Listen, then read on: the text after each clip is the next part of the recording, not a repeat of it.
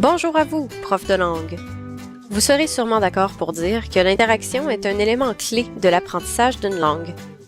Par contre, en tant que prof de grand groupe, on ne peut pas toujours permettre à tous les étudiants d'interagir en classe, surtout avec des locuteurs compétents tels que nous. Mais aviez-vous pensé à essayer l'approche en tandem? Tout d'abord, qu'est-ce que l'apprentissage en tandem? En fait, dans cette approche, les apprenants d'une langue seconde sont jumelés à un locuteur natif ou compétent de cette langue seconde. Ainsi, les deux partenaires bénéficient de l'expertise de l'autre pour apprendre la langue. Au début, l'apprentissage en tandem se faisait en personne, mais avec l'Internet maintenant, les échanges se font par courriel, chat ou vidéoconférence. Deux concepts clés sous-tendent cette approche, la réciprocité et l'autonomie. Prenons par exemple Roxane et Anna. Roxane vient de la ville de Québec et parle français comme langue maternelle et elle étudie l'anglais dans ses cours de secondaire 4. Anna habite à Vancouver. Sa langue maternelle est l'anglais, elle est en 11e année et elle apprend le français à l'école. La réciprocité signifie que Roxane pourra bénéficier d'échanges en anglais la moitié du temps et Anna pourra pratiquer le français pendant l'autre moitié. Les deux filles doivent donner des rétroactions à leurs partenaires, donc prendre à la fois le rôle d'apprenant et d'assistant. Imaginez une bicyclette tandem. Si les deux cyclistes participent de façon égale, la balade sera agréable et bénéfique pour les deux partenaires. Par contre, si l'un des cyclistes n'y met pas assez d'efforts, il ne perdra pas seulement les bénéfices de l'exercice, mais il pourrait aussi mettre l'activité en péril. Son partenaire risque aussi de lui en vouloir. Ainsi, la participation et l'équilibre sont très importants. Le deuxième concept clé est l'autonomie.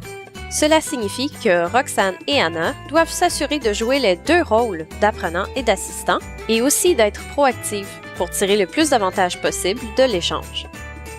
Vous vous demandez peut-être, mais comment intégrer ça dans mes cours? Est-ce que ça prend du temps? Est-ce que c'est difficile à gérer?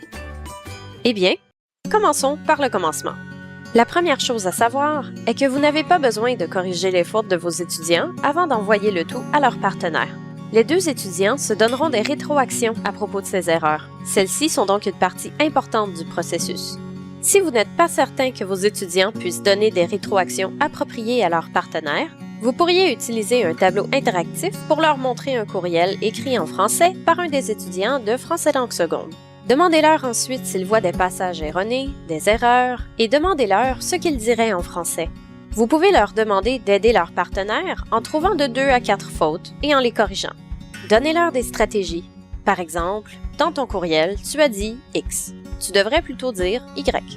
En tant que locuteur natif, les étudiants se fient à leur connaissance implicite de la langue. Donc, la rétroaction prendra surtout la forme de reformulation. Ils n'ont pas besoin de donner des règles. Deuxièmement, les partenaires ne doivent pas nécessairement avoir le même niveau d'aisance dans leur langue seconde. En effet, la seule chose importante est qu'ils soient à l'aise dans la langue seconde de leur partenaire pour les aider. Alors leur propre aisance en L2 n'est pas le point central lors de la recherche d'un partenaire. Cela rend donc plus facile la recherche d'une classe partenaire. Tout dépendant de l'objectif du cours, les pairs en tandem pourraient communiquer par écrit, soit par courriel ou chat, ou à l'oral grâce à Skype par exemple.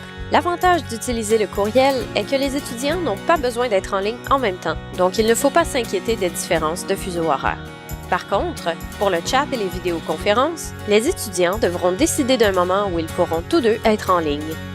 Il y a une pléthore d'activités possibles et il est très facile de donner des sujets de conversation ou des tâches adaptées au niveau de compétences de vos étudiants.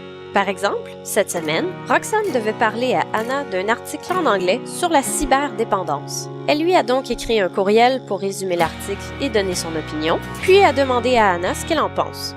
Quand Roxane recevra la réponse de Anna et les rétroactions, elle écrira un court résumé de leurs deux opinions et elle l'enverra pour une dernière révision. Elle présentera ensuite le tout devant sa classe. Bon, mais soyons honnêtes.